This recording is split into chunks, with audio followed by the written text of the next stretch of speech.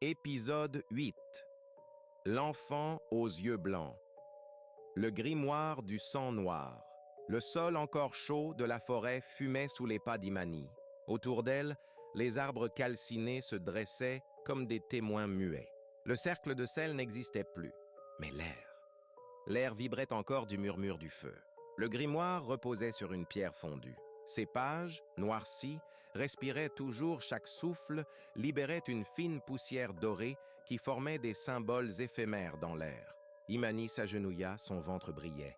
Pas de lumière extérieure, une lumière intérieure, rouge et pulsante. Le feu et le sel avaient fusionné en elle, et dans son ventre, quelque chose bougeait. Elle posa une main sur sa peau. Un battement, puis un autre. Mais ce n'était pas un cœur. C'était un tambour, lent, profond, irrégulier. « Tu l'as fait venir », murmura une voix derrière elle.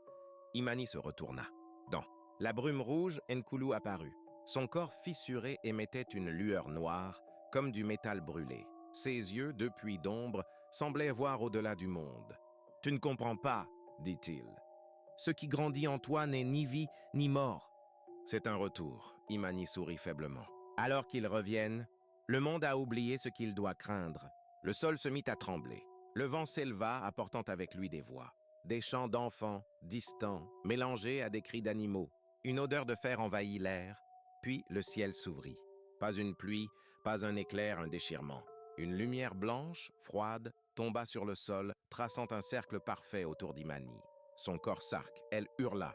Mais aucun son ne sortit, juste un souffle incandescent. Sa peau se fissura, libérant des filets de lumière rouge et dorée. Le grimoire s'ouvrit de lui-même.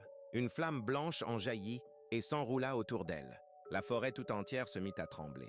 Les statues des anciennes gardiennes, loin sous terre, pleuraient de nouveau.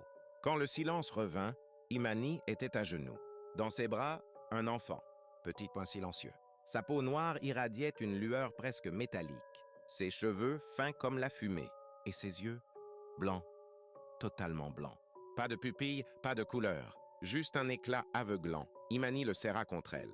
Mais au moment où ses larmes touchèrent la peau de l'enfant, il leva la tête vers elle et parla. « Mère du feu, mère du sel, le livre t'a utilisé pour ouvrir la 8e porte. » Imani recula, terrifiée.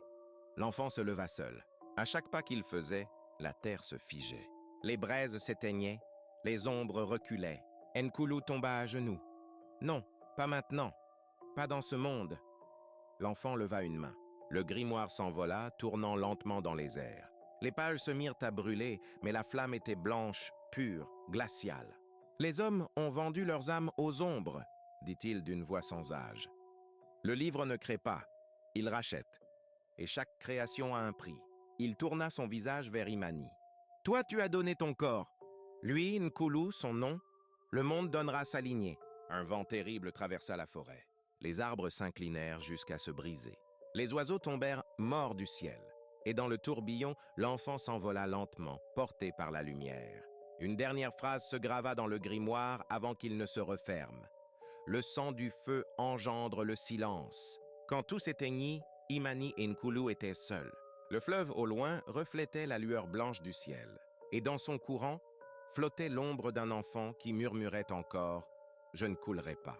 C'est Samael Nonsan, 2025 tout droit réservé.